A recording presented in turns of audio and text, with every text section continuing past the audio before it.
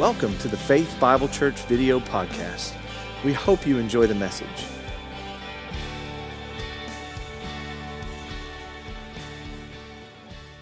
I want to start with a question, and I think it's a question that's at the very center of things that divide us in our culture today. That question is this: is God real or imaginary? And these folks are up here singing praises to God. Are they deluding themselves, or are they talking to someone real? And there are very powerful voices in our culture today that want to say that God is imaginary, that belief in God is delusional, in fact. And you may have come across some of these authors. In 2006, 7, 8, there was a whole spate of books that came out that formed a literary genre called the New Atheism. And the idea of the New Atheism is that science, properly understood, makes belief in God untenable or extremely implausible. That science has shown that belief in God is, in fact, a delusion. Now, there are a number of these authors. Richard Dawkins, who's written The God Delusion. Daniel Dennett wrote Breaking the Spell, where the spell is religious belief. Sam Harris, the late Christopher Hitchin, who wrote the book God is Not Great. So many of you may have encountered these. I had someone come up to me between services or before the first service and say, I put on Facebook last night that I was at the conference, and I was already she said, I already got pushback from all my cousins who said, no, you can't consider those ideas, and they were citing these books. So let me review the argument of the New Atheist. Richard Dawkins says that the best reason for belief in God was always the evidence of design in nature, the classical design argument. But now we know that there is no evidence of design, only the appearance of design. And we know that because of Darwin. Darwin showed that all organisms indeed appear to be designed, but that appearance is an illusion because there's an unguided, undirected process, namely natural selection acting on random variations, that produces that appearance without itself being guided or directed in any way. The mechanism of natural selection is a kind of designer substitute. The Darwinian biologists tell us we have design, the appearance of design at least, without a designer. That's a classical Darwinian formulation. And so Dawkins says, in light of Darwin, in light of everything we've learned since the 19th century in science, we really can't talk about design, and since there's no design, there is no designer, no real design, there's no actual designer. And if there's no designer, there can't be any such person as God. So belief in God, while not absolutely disproven, is tantamount to a delusion. It's a belief you must hold without any objective public evidence that you can point to. Now, of course, the viewpoint of the New Atheist is exactly opposite to the biblical viewpoint, expressed in Psalm 19, as Scott read, but also expressed very succinctly and poignantly by St. Paul in his epistle to the Romans. This is from, I don't know which version of the Bible you use, but this is from the NIV. For since the creation of the world, God's invisible qualities, His eternal power and divine nature, have been clearly seen, being understood, and I italicize these words for emphasis, being understood from what has been made. In other words, the study of nature, according to St. Paul, should make us aware of the attributes of the Creator, of God, His eternal power, and also His divine nature, translated in some of the older translations as His wisdom. And we get this idea all through Scripture. In one of the Psalms, it says that in wisdom Thou hast created all things. So according to Paul, we ought to be able to know the intelligence and the power of the Creator by looking at the created order. Now this is a diametrically opposed position to that of the New Atheists, and are we surprised? Of course not. The atheists are directly taking aim at the biblical point of view, or at least a theistic point of view, broadly speaking. And so that's not too surprising. But what might be surprising is to go back in the history of science and realize that the perspective of the New Atheists is also diametrically opposed to the great founders of modern science itself. There's a period in the history of ideas known as the scientific revolution. Historians date it anywhere from 1500 to 1700, or some say it may have started back earlier, around 1300. In that 300 to 400 year period, all the great scientific disciplines, biology, physics, chemistry, get going, astronomy in particular. And these disciplines are started by scientists who are, by and large, devout religious believers, in particular, usually Christians. And these scientists had a watchword, a motto, and that is the word intelligibility. They thought that science was possible. It was possible to do science because nature was intelligible. It could be understood. It had a rational order to it that could be understood by our own rational capacities. We are made, they said, in the image of a rational God. That same rational God made the universe in a way that displayed his own rationality, the order, the design, and that makes nature intelligible. Our minds can perceive the product of the divine mind. The famous astronomer Johannes Kepler said that he said, we scientists, we natural philosophers as they were called back then, have the high calling of thinking God's thoughts after him. When he was reflecting on the planetary orbits and the mathematical harmony of those, this was a reflection that came to his mind. Now you see this also in this slide behind me. This is a picture of the front piece, the title page of one of the early books of modern biology. And the title is actually a paraphrase of the passage from the book of Romans that I read a minute ago. The wisdom of God manifested in the works of creation, in two parts. And it uses that old-fashioned F for an S, so it's manifested in the works of creation.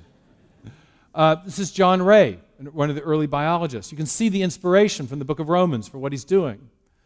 Now, this point came home to me in a particularly interesting way a couple years ago. I was asked to testify before the United States Commission on Civil Rights about whether or not there was viewpoint discrimination in the teaching of biological origins in the public schools.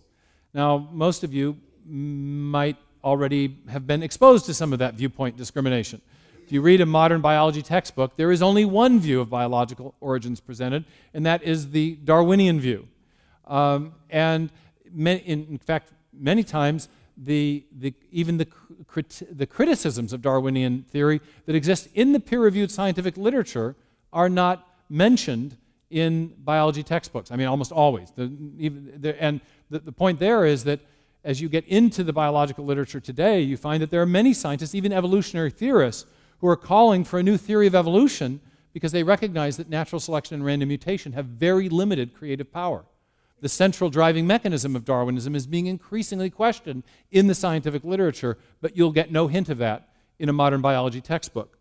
And that's actually one of the themes of my new book, Darwin's Doubt, is that there's a huge disparity between the public presentation of Darwin's theory, as you find it in the biology textbooks and by people like Richard Dawkins, and the actual status of the theory as you find it in the peer-reviewed biological literature, even in the field of evolutionary biology.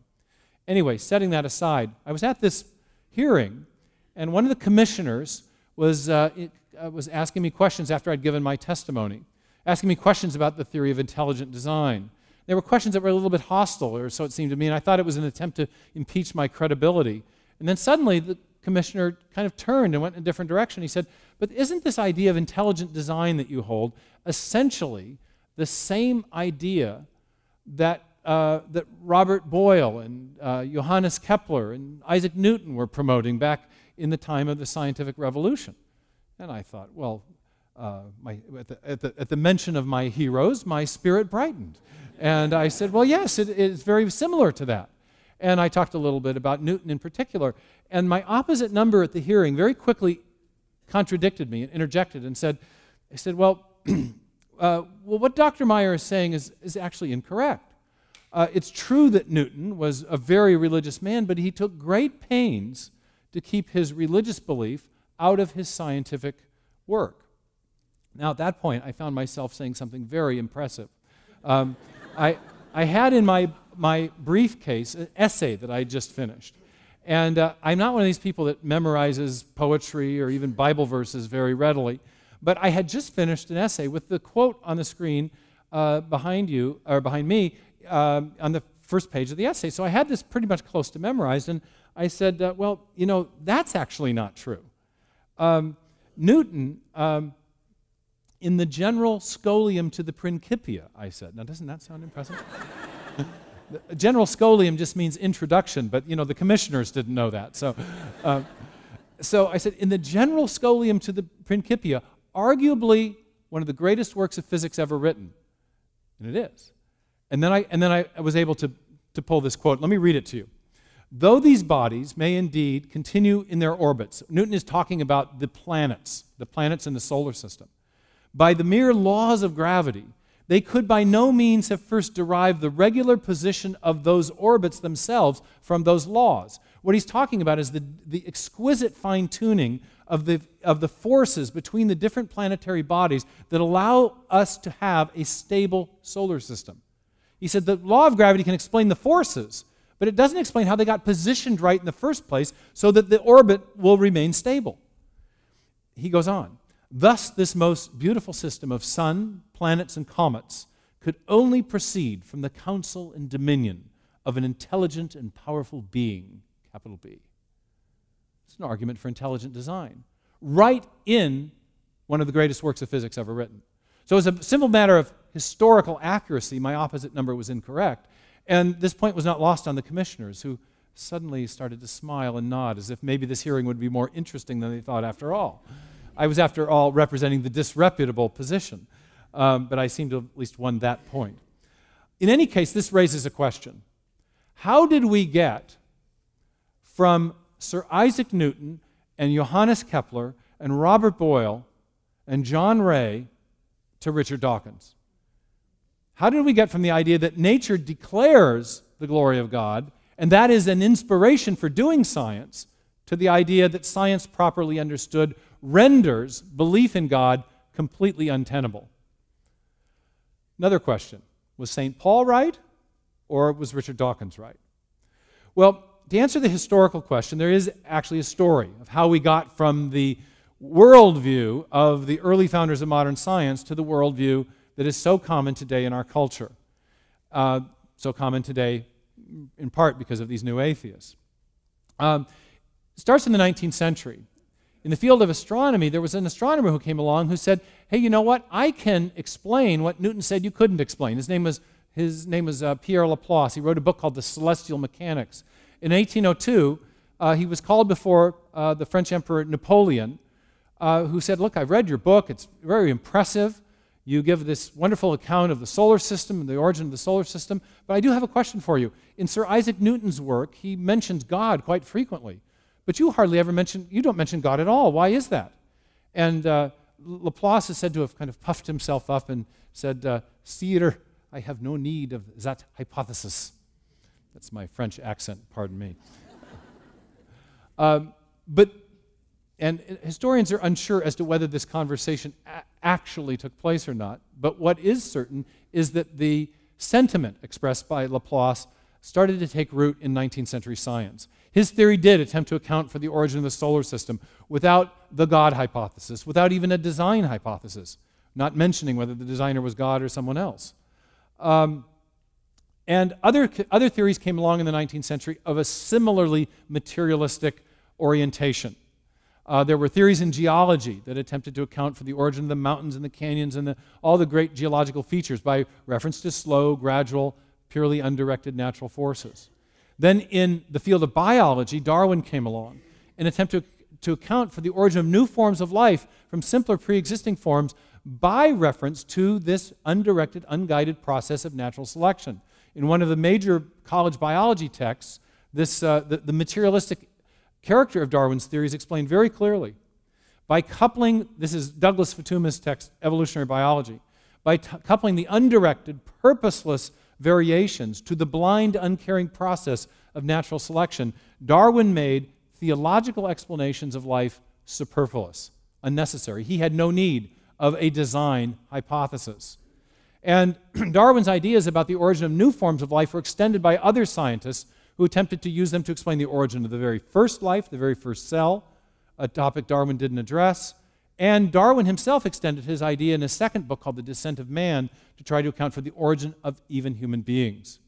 And so by the 19th century, as you surveyed the scientific story of how everything came into being, with all these different theories of origins, you not only had a kind of comprehensive series of materialistic theories and ideas, sorry for the rhyme, but you also had increasingly what was flowing out of this was a kind of comprehensive worldview. How many are familiar with the term worldview? Very good. I like to define a worldview as a personal philosophy, or a set of more or less coherent answers to the really basic questions about the nature of existence. The fundamental question that every worldview has to answer is the question, what is the thing or the entity or the process from which everything else comes? There's an author, James Meyer, who's written a book about worldviews called The Universe Next Door, and he calls this the prime reality question. What's the thing from which everything else comes? What's the foundation of reality? And by the 19th century, by the end of the 19th century, elite intellectuals in particular, were answering that question increasingly by reference to the idea of matter or materialism. Matter and energy, the physical stuff of the universe, have been here from eternity past, and they are the self-existent entity from which everything else comes. And material processes like natural selection are just an outworking of the properties of matter. So we can explain the origin of everything we see by this purely materialistic worldview. I have a wonderful colleague, Philip Johnson, really a great man, a law professor at the University of California, Berkeley, who wrote a book in the 1990s called Darwin on Trial that was really crucial to the formation of the intelligent design research community. And he has a great way of explaining the materialistic worldview, especially to Christian audiences who are familiar with, for example, the first words in the book of John. In the beginning was the Word. Or the first words of Genesis. In the beginning God said. The theistic worldview, as conveyed by the Bible, is that the thing from which everything else comes is God. God who is a spirit, who has a mind, intentions, and ideas, who brought matter into existence and then shaped it and designed it. The materialistic worldview is just the opposite. It's the idea that God is not the thing from which everything else comes, but matter is eternal and self-existent. So Philip Johnson put it this way: from eternity past were the particles, and the particles became complex stuff, and that complex chemical stuff arranged itself and became a living thing of the first cell. And then by Darwinian processes, the first cell evolved to become all the forms of life we see today. And one of those complex forms of life, namely human beings, conceived of the idea of God. So if you go back to my initial question, is God real or imaginary? In the materialistic worldview, God is an entity, a concept, but only a concept in the mind of man. Might sound familiar if you ever took any Freudian psychology. Remember Freud's idea in the 19th century that God didn't create man, man created God. God is a concept in the mind of man. So these are two diametrically opposed worldviews. And many of the contests of ideas and even contests in the political and cultural realm in our culture are derivative of a conflict of visions, two very different ways of looking at reality, a theistic way and a materialistic way. Now, when I was a student, I used to take a lot of science courses. And part of the reason for that is my dad. He's a mechanical engineer, a math science guy, and he knew I didn't want to be an engineer. I was always dropping wrenches in his open under the hood when he was fixing cars, and I was a mechanical klutz. So I didn't want to be an engineer, but he said, that's okay, you don't have to follow in my footsteps. He said, but when you get to college, I want to give you some advice. Take at least 2 years of college math, Dad said, because if you don't have the math, you're going to be limited in what you can major in. So I did. I followed the fatherly advice. I took 2 years of math, and at the small college where I was going to college, about all you could major in after you'd done that was either math or physics, and physics was pretty close to engineering, so I think that's kind of what my dad wanted all along. So I ended up majoring in physics and geology, but every semester I'd sneak across campus to sign up for at least one philosophy class. And there was this wonderful philosophy professor that I loved named Norman Krebs, who ended up being a very important mentor in my life. And he teaches these classes on different competing worldviews. And one semester, my junior year, I was taking a class on the atheistic existentialism. That's the God is dead philosophy of Nietzsche and Sartre, the great depressing philosophers. And I was just doing great in this class. The whole thing about this class was existential despair. And I was wallowing in existential despair. And my sister was worried about me, and my friends were worried about me, but I got an A in the class, okay? So anyway, the grade slip came home at Christmas time, and we have kind of a Germanic work ethic in our family. And so even as a college student, my dad was opening the grades to see how I did. So one night he wants to talk to me about it. So he kind of summons me to the dinner table, and he opens the grade slip, and he starts reading the grades. Now, trying to explain atheistic existentialism to a mechanical engineer is not necessarily the easiest thing to do. And he didn't want to have it explained to him. So he started reading the grades, and he reads atheistic existentialism, only he butchers the name. He says, atheistic existentialism. He said, what in the blank is atheistic and then he reads the grade, and it's an A. And I thought, oh boy, I'm in trouble. Next grade up is theoretical mechanics, my most important physics class that semester. And he says theoretical mechanics like it's an ordinary subject. And then he pauses, and then he reads the grade, B. Then the glasses come down the nose, and he looks at me like this, and there's this look in our family that is, it is now time for the child to make an account of his behavior. And so I start to explain. I get real defensive. I say, Dad, look, I know these philosophy classes don't mean anything to you, and I know, that you don't really like this kind of thing, but, philosophy is really important too, because philosophy is where you learn about worldviews. And worldviews are really important because everyone has one. Even you have one, Dad, and everyone has a worldview. And if you don't understand people's worldviews, you can't understand where they're coming from. And then he cuts me off, and he says, son, you don't need a worldview. You need a job. And I tried to argue that, well, that was kind of a manifestation of a materialistic way of thinking, and didn't get too far. Within 6 months, the resume was produced, and I was, a year later working for an oil company. But eventually, I got a job teaching worldviews, so it all worked out. Anyway, my point is that there is a default way of thinking. Everyone does have a worldview. And the default way of thinking in our elite culture, in our knowledge culture, in the universities, in the law schools, in the courts, in the media, is very much influenced by this, what's called scientific materialism. Many people couldn't name scientific materialism, but they would have an understanding of reality that would be very much materialistic. What's the thing from which everything else came? Oh, well, that evolutionary process produced us.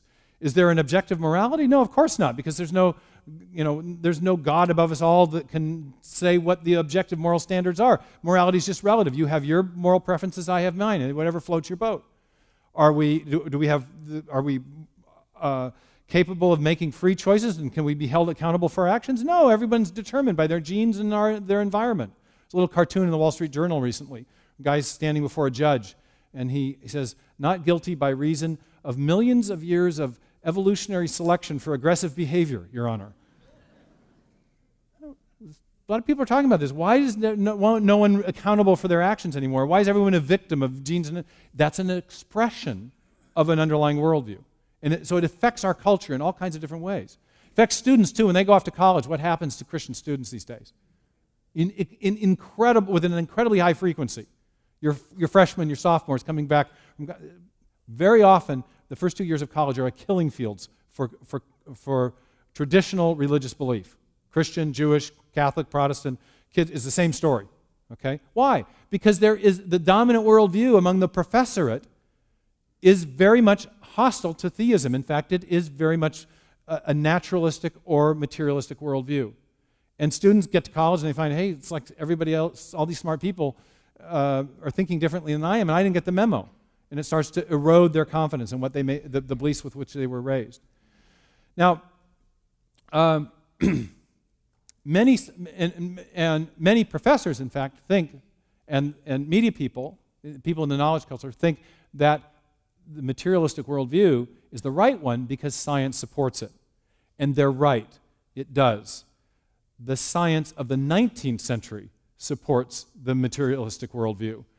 And what I'm going to talk about in the second part of my talk now is what has been going on beneath the radar of those popularizers for science. You may know there's this big thing on Fox right now, the Cosmos series, and it starts out with the mantra, the motto of the scientific materialist: the universe is all there is, and all there ever was, and all there ever will be.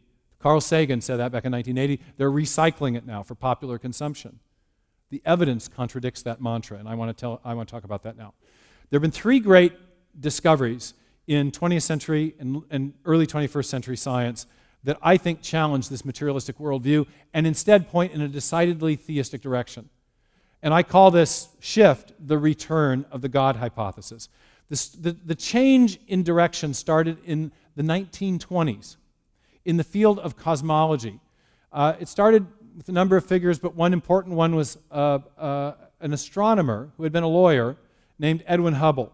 He came into astronomy at a very propitious time, right as astronomers were building these great dome telescopes that could, in a sense, magnify the images coming from outer space with a precision that had been unrivaled, that was unrivaled, nothing like anything we'd been able to do before. They were able to resolve these tiny points of light and to show what they were. Now, when Hubble first came into astronomy, and this is a photograph of him in front of his telescope, it was still debated as to whether or not we were in our solar system was in the only galaxy or not. Our Milky Way galaxy, was it the only galaxy, or are there others? And one of the first things that Hubble was able to establish is that there were galaxies galore out in the night sky. Little tiny points of light that might have been stars revealed these massive structures. This is one of his photographic plates of a spindle nebula. Here's another of a spiral nebula. And this is a picture, a more modern picture, that's called the Hubble Deep Field. And this is just extraordinary. It's a little tiny quadrant of the night sky. And what you can see upon this with these great powers of magnification is that it's full of galaxies in every direction. And so as you begin to weigh all this, you realize, first of all, that Hubble discovered that we live in an immense universe. It's extraordinarily large.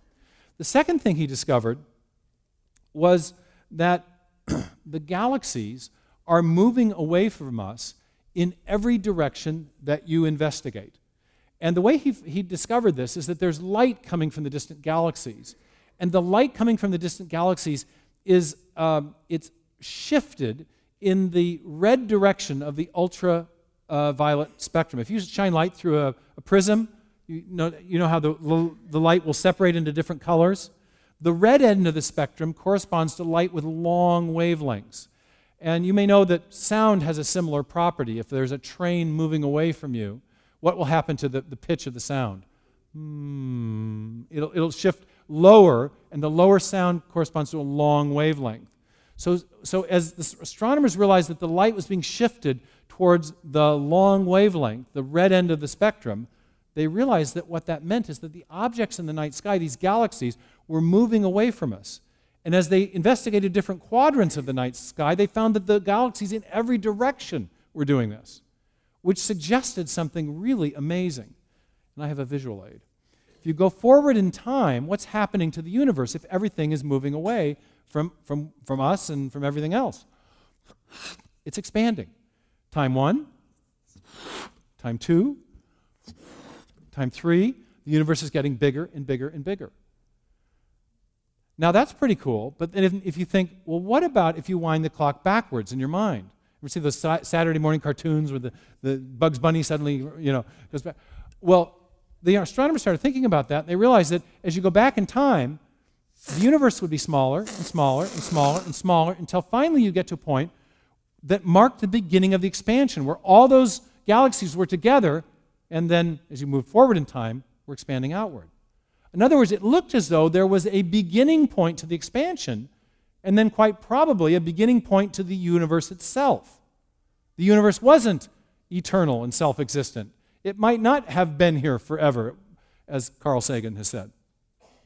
Now, so this was a pretty mind-blowing conclusion, and it got the attention of a famous scientist who was, by this time, come from Germany to America. He was well known for his bad hair and his heavy German accent, a guy named Einstein. Einstein had a theory of gravity that he pioneered in the 19-teens called general relativity. The idea was that the massive objects would actually curve space, and that accounted for the motion of other objects around them. Now, one of the implications of his theory, fell out of the mathematics of the theory, was that the universe was currently expanding outward and decelerating. Kind of like if you light a firecracker, it would go bang, and then the shrapnel from the firecracker would flutter to the ground slowly. So the universe is expanding outward, but expanding outward from an initial point of expansion. In other words, the math of general relativity implied that there was a beginning to the universe.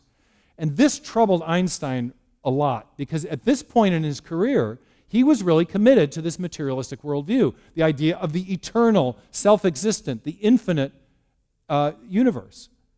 And so Einstein, troubled by this as he was, started fiddling with his equations. And he inserted into them an arbitrary factor called the cosmological constant. And he gave it an arbitrary value that would make the force of expansion and the force of gravitation come into exact balance. Now, there was no physical justification for inserting this cosmological constant into his equations, except that it got rid of the odious idea of a beginning to the universe. So he lived with this for a little while and thought this was pretty peachy, but then he's got a telegram from Hubble, who told him what he had seen. In a sense, the heavens had talked back. And they had their own testimony as to whether there was a beginning or not to the universe. And later, Hubble invited Einstein out to the Palomar Observatory at Mount Wilson to see what he had been seeing. And there's some famous newsreel footage where Hubble, who's got the pipe in the picture, and Einstein and another astronomer went into this big dome telescope, and then Einstein came out, having seen the evidence for the redshift and the expanding universe, and he came out and announced to the media, in his heavy German accent, he said, "I now see the necessity of a beginning." And he later said the cosmological constant that he had proposed without justification was the greatest mistake of his scientific career. So the combination of general relativity and the evidence of the expanding universe conjoined came together to support the idea of a definite beginning to the universe, the idea that the universe was finite. Now, this upset a lot of other scientists, including the great British astrophysicist Sir Arthur Eddington, who said, in response, he was trying to formulate a different theory, he said, philosophically, the notion of a beginning of the present order is repugnant to me. I should like to find a genuine loophole. I simply do not believe the present order of things started off with a bang. The expanding universe is preposterous. It leaves me cold. Now, this in psychology is known as the theory of denial. Do you notice the first word in this quotation? Is he referring to evidence for his view? No, it's philosophically I don't like it, okay? In other words, he has a worldview, namely scientific materialism, that rejects the idea of a beginning. So he was very disturbed by this. And some other physicists kind of explained why this was so upsetting. Robert Dickey at Princeton University a couple decades later said, an infinitely old universe would relieve us of the necessity of understanding the origin of matter at any finite time in the past. You get the problem? If there's a definite beginning to the universe, then you want to know, if you ask the question, what caused the universe to come into existence, you can't posit a materialistic explanation. There's no matter there to do the causing. It has to be an immaterial cause, a cause which transcends matter. Now, this troubling implication of the new cosmology became more acute because of a discovery, or rather it was a mathematical result, in 1968. It's called the singularity theorem. There were two British physicists, Stephen Hawking, the famous physicist in a wheelchair with Lou Gehrig's disease, and Roger Penrose, solved some of the other equations of Einstein's theory of gravity. They're called the field equations of general relativity. Scott will give you a test on that next week. What they showed was that by solving these equations was that as the universe, as you go back in time, the curvature of space-time, and therefore space itself, gets tighter and tighter and tighter and tighter and tighter until at some point in the remote past, some point in the finite past, the curvature of the universe gets so tight that it corresponds to zero spatial volume.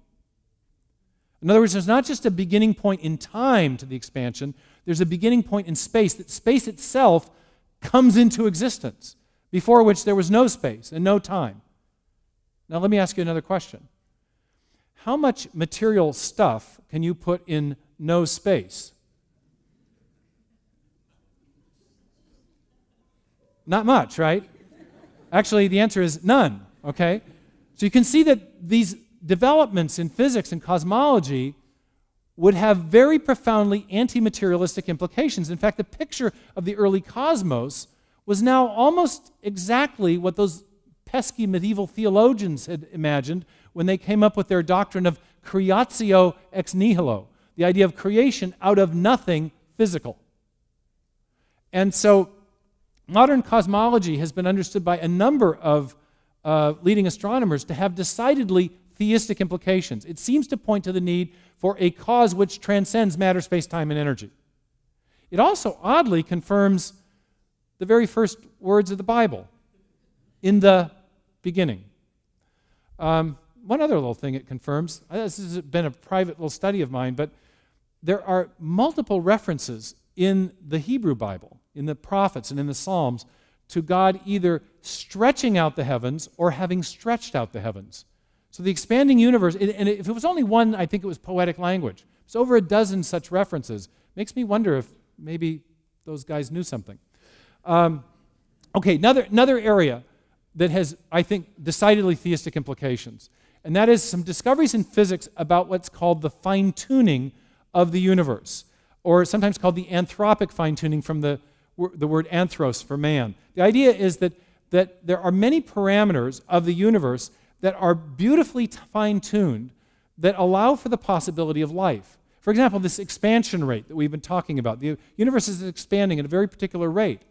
Turns out that if it was expanding a tiny bit slower or a tiny bit faster, we'd either get a recollapse of the universe, in which case there could be no solar systems, no rocky planets, no life, or we'd get what's called a heat death, where things would expand too quickly and all the energy would be dissipated. And there are several dozen of these fine-tuning parameters where everything is just right. We're in a kind of Goldilocks universe. The expansion rate is not too fast, not too slow. The forces are not too weak, not too strong. The speed of light is not too fast, not too slow. And the physicists have been really pondering about this. Most of these have been discovered since the 1960s. And one physicist, Fred Hoyle, has put it this way. He says, a common sense interpretation of the data suggests that a super intellect has monkeyed with physics, as well as chemistry and biology. And I said in the last service, I always love the way the monkeys get into these origins debates, even if it's about physics. I also have a little fun slide here. This is my universe creating machine, and I got this from an illustration used by the great Cambridge physicist John Polkinghorne. And he says, imagine you're going out into space on a spaceship. Maybe you're on Star Trek: The Next Generation, and you see this space station out in the distance, and you go and you dock there, and it turns out to be a very important space station. There's a sign over the top that says Universe Creating Center. And you go inside the Universe Creating Center, and there's the Universe Creating Machine that's responsible for all the parameters of physics that keep the universe all delicately balanced to make it possible for us to exist. But since you're a physicist, you got a little, you do some calculations, and you realize, there's all these dials and knobs and sliders, and each one represents one of the parameters of the physical universe. And each one of those is set exactly right to allow for the possibility of life. And you make some calculations, you realize, boy, if I move that speed of light over one little tiny click, life would be impossible for all these reasons that follow from your knowledge of physics. Now, what do you make of it? Polkinghorne, in his charming British understatement, says this. He says, well, I don't say that the atheists are stupid. I just say that theism provides a more satisfying explanation. Design. It points to an intelligent design operating from the very beginning of the universe. Now, the third area of scientific discovery that I think supports this overall thesis is the area in which I work. It's biology. And in biology, you may know, there's been just some extraordinary discoveries in the last 50 years, the last 30 years, the last 20 years. One of them is that inside cells, we are discovering these extraordinary little tiny machines, nanotechnology. My colleague Michael Behe, who is at Lehigh University but also a fellow of the Discovery Institute Center for Science and Culture, wrote an important book called Darwin's Black Box that brought the nanotechnology of the interior world of the cell to public awareness. And one of the machines that he made famous is something called the bacterial flagellar motor. It's a little tiny miniature rotary engine that's been discovered in the cell wall of a bacterium, one of the simplest forms of life. But even in low life, we have high tech. And this motor contains a bush. It has a rotor, a stator, bushings, O-rings, a drive shaft, a U-joint, and a whip-like tail that functions like a propeller that allows the bacterium to chase down its food supply. The whole motor assembly is hardwired into a signal transduction circuit that's giving the bacterium information about, say, changes in sugar gradients. The thing can rotate at 100,000 RPM in some species and reverse direction on a quarter of a turn. It's an exquisite piece of nanotechnology. And there it is in life. And Behe has shown and argued in his book, Darwin's Black Box, that this provides compelling evidence for intelligent design. Now, without unpacking his argument, I'd like to tell you about the area where I work, which has to do with not the motors and the nanotechnology, but the instructions that are necessary to build these exquisite pieces of biological technology. When I was teaching, I used to ask my students a question. If you want to give your computer a new function, what do you have to give it? And I'll ask you the same question. What do you have to give it? You want to give your computer? Commands. Excellent. Instructions, information, software, code. All these are a correct answer. We know this from our own experience of high-tech digital technology. Well, it turns out the same thing is true in life. If you want to build a bacterial flagellar motor or any of the other intricate machinery that we find inside cells, you've got to build proteins. Proteins are the parts. The protein parts make up these machines. Proteins also are enzymes that are involved in regulating metabolism, and they have all the important jobs in the cell are performed by proteins. But the proteins do their jobs because they have a very precise three-dimensional structure. Keep your eye, for example, on that U-joint in the flagellar motor. Now look at my next slide. The next slide shows how the U-joint is actually made of a protein. Proteins, in turn, are made of smaller subunits called amino acids. If the 20 different amino acids are arranged properly, they will fold into the correct shape that allows the protein to do its job. But that raises a question. What directs the amino acids to get arranged properly so they'll fold into the right three-dimensional shape, so you'll have a protein that'll do a job? Well, it turns out there is code inside life. There are instruction sets inside living organisms, and they're coded on a molecule known as DNA. And DNA provides information, literally instructions, that direct the construction of these mechanical systems, these proteins and protein parts. Now, we first started to learn about this in the 1950s, from Watson and Crick, when they first discovered the structure of the DNA molecule. And here's a picture of the chemical model that they developed. Along the spine of the DNA molecule, you have something called a sugar phosphate backbone. And along the inside of the molecule, there are 4 chemicals called bases that perform that function just like alphabetic letters in a written language or digital characters in a machine code. That is to say, the arrangement of those bases conveys instructions that tell the cell how to build the proteins and protein parts and machines that it needs to stay alive. Now, Francis Crick first realized the informational nature of the nucleotide bases in the DNA molecule in 1957 when he proposed something called the sequence hypothesis. And again, the key there was that the arrangement of these characters, they could be arranged in lots of different ways on the DNA molecule, but depending on how they were arranged, they would send instructions for building a protein for a flagellar motor, a protein that was an enzyme, or a protein in another kind of machine, or if the arrangement was wrong, they'd produce gibberish. So they had to be arranged right. They were informational in that typographic sense. And Bill Gates has acknowledged this in a statement that he's made about DNA. He says DNA is like a computer program, but much more complex than any we've ever created. Now, back in the 1980s, when I was working as a geophysicist for an oil company, I was posted here in Houston for a time, but I was mainly posted in Dallas. I ended up meeting some scientists who had become fascinated with the importance of information to biology. And they suggested in a book called The Mystery of Life's Origin that the information in the cell might be pointing to what they called an intelligent cause. Because they said intuitively, information is a mind product. It takes a programmer to make a program. And so they thought, intuitively, the discovery of the information-bearing properties of DNA and the importance of information to life suggested that life might be the product of an intelligence rather than that undirected material process, natural selection, acting on random mutations that we were talking about earlier. Now, I was mentored by one of these scientists, a scientist named Charles Thaxton, for a year while I was working in Dallas when he lived there, and I ended up going off to grad school a year later to England, and I had a big question in the back of my mind as I started my PhD studies. Could this intuition that information comes from intelligence be formulated as a rigorous scientific hypothesis, as a rigorous scientific argument? And as a result of that, my interest, I started studying the scientific method that Darwin had used, because he had pioneered a way of learning about events in the ancient past, about what might have caused events in the ancient past. His method of scientific reasoning was called inference to the best explanation. But that raised a question. What makes an explanation best? And I soon found that he had been influenced by an earlier scientist, a geologist named Charles Lyell, who would answer that question. The best explanation is an explanation that cites a cause which is now in operation, which is, in other words, known to be capable of producing the thing you're trying to explain. Illustration.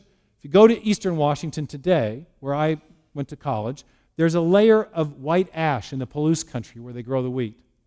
If you're a geologist and you don't know what happened in 1980, what do you make of that? Well, you'd use Darwin's method. You'd propose various competing hypotheses, and then you'd elect the one that best explains the evidence.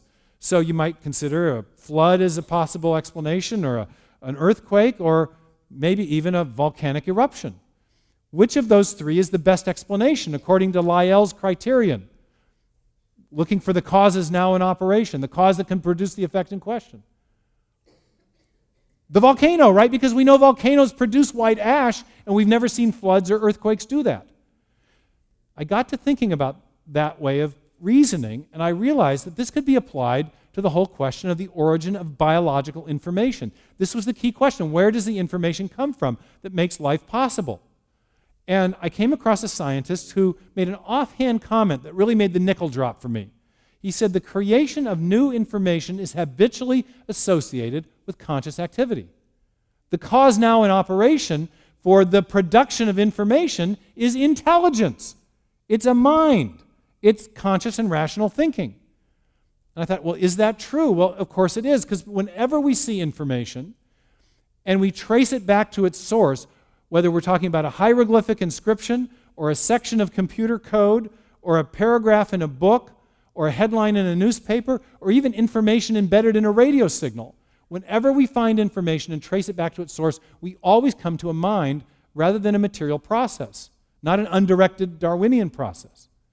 And so I realized that there was a powerful scientific case to be made for the idea of intelligent design, a case I've developed in my two books, Signature in the Cell and Darwin's Doubt. And the mischievous thing I did was I used Darwin's own method of scientific reasoning to make the case for intelligent design. All right, that's a lot. Let me draw this all together. What have we got? We have evidence for a transcendent cause of the universe as a whole. That's what the new cosmology is showing. It's pointing to the need for a cause beyond the material universe.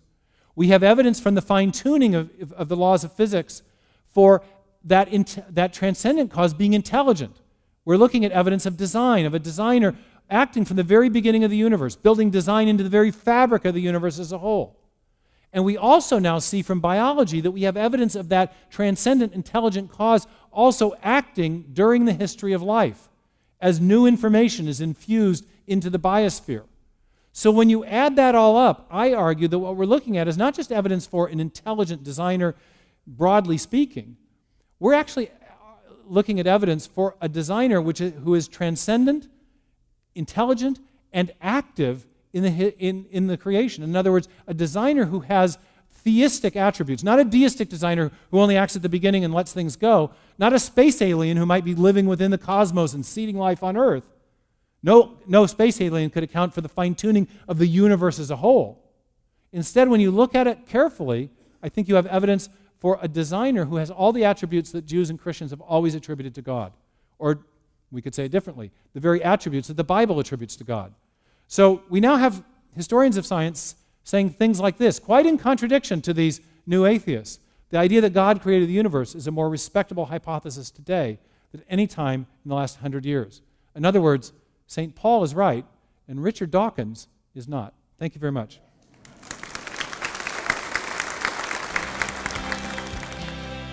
Thanks for watching the Faith Bible Church video podcast. You can find out more about our church at faithbibleonline.org, where we give grace, live truth, and reflect Jesus.